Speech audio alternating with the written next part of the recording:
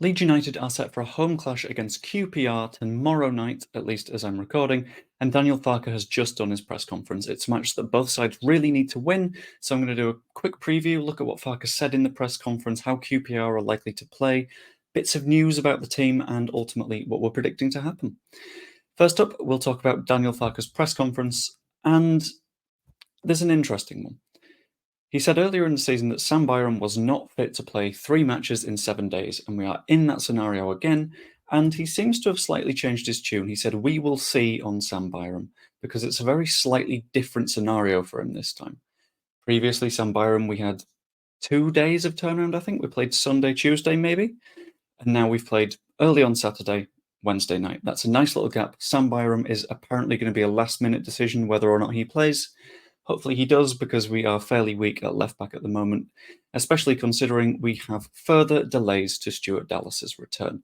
Now, of course, no one expected Stuart Dallas to be right back into the team, but he was previously training with the squad.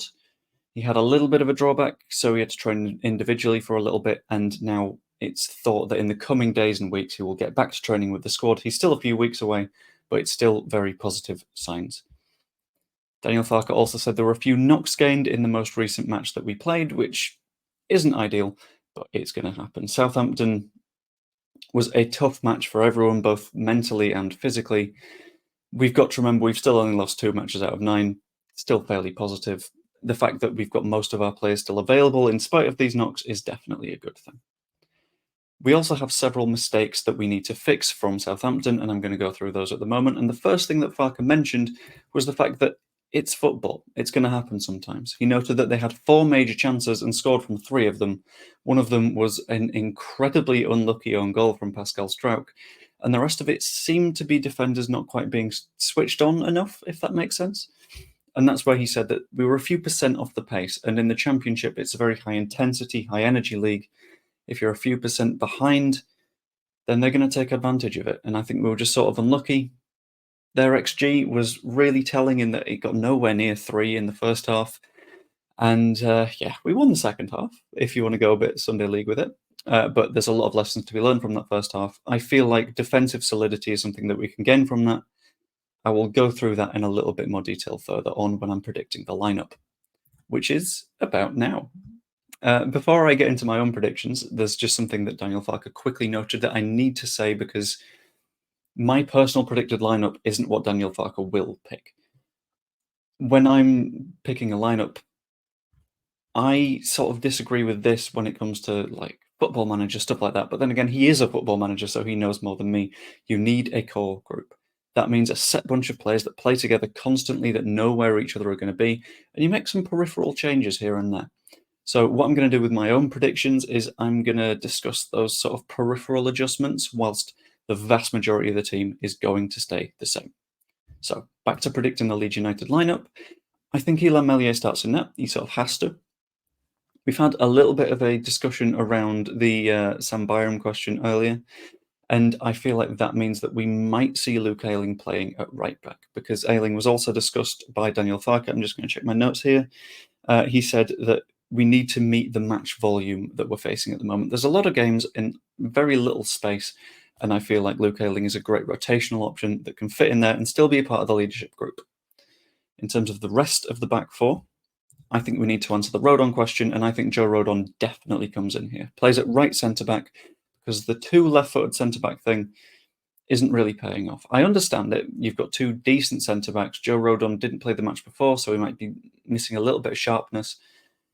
I feel like Cooper and Struijk together doesn't quite work out, especially since Struijk was taught throughout last season to play as a straight-up left-back, and Liam Cooper has always been a left centre-back. I feel like Rodon coming in at right centre-back is a good idea, and we'll drop one of those 2. Personally, I think you probably drop Liam Cooper of the 2, just because he's not got that match fitness, and it's QPR. They're 22nd in the league. We could definitely do with a win here. Throughout the rest of the squad, it's about standard. You have Jamie Shackleton probably coming in at left-back, because he's played there a little bit and works pretty well opposite Luke Ayling. It's not his most comfortable spot, but it'll do. Ampadu and one of Kamara and Gray. Personally, I'd go Archie Gray. He's got that little bit more energy, a little bit more zip, just to get at QPR, which I think would be a really good idea. And then we come to the wings. I think on the right wing, I would probably play Crescencio Somerville. He's a very interesting player. He likes to get himself about, do the odd trick. And a little bit of research I did earlier shows that that would be quite good against QPR. We'll get into that in a little bit.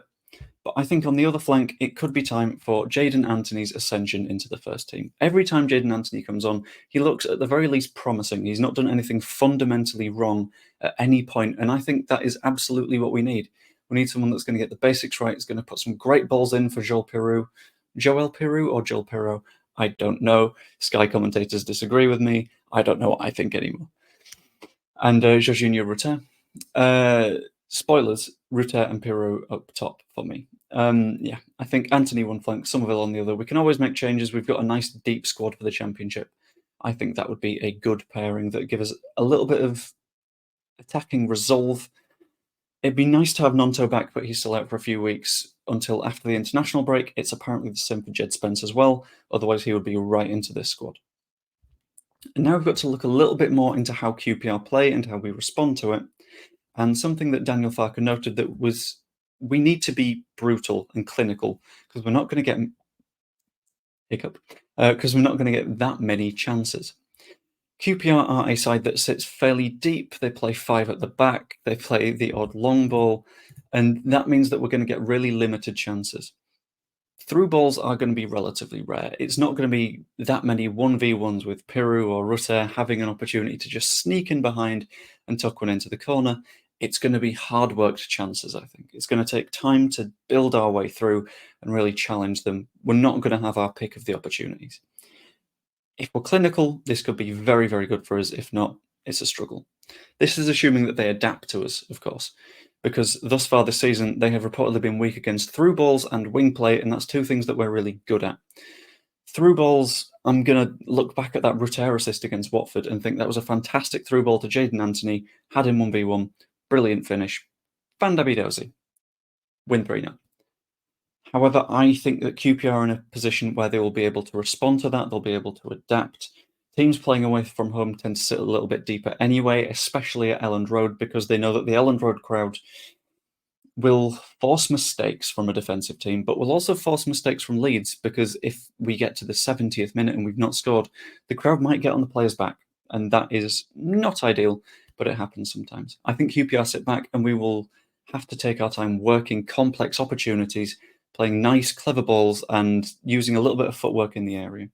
Another weakness for QPR, I'm just going to quickly double check this, was reportedly defending against set pieces and giving away free kicks, which is something that we can definitely do. We've got a lot of tricky players with nice little bits of footwork. We can win those free kicks. We can probably score from them. Somerville's got the decent free kick on him, and it's just about making it all count. Ultimately, what are my predictions for the QPR clash? I've been through my predicted lineup, I think, with a couple of changes, with Rodon coming in, with Jayden Anthony arguably making some good opportunities and hopefully scoring again. That'd be very nice.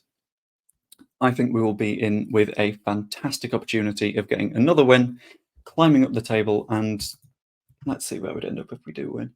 And yeah, getting into those playoff spots, assuming that other results go our way. It's going to be quite hard right now for us to push into the automatic promotion positions, purely because Leicester and Ipswich are just waltzing away. But I feel like a good win against QPR, if we score early, can get us on the right track. Admittedly, if we take our time to score or they get an early goal, we could be in for something like happened against Southampton. But hopefully the last few days have given Farke time to teach that lesson of don't let that happen and really force yourselves upon the opponent and play our game, not theirs. Hope you enjoyed. Comment what you think below. It's really appreciated. I love interacting with you guys and knowing what you think about the team. Like the video too, and subscribe. I will see you later.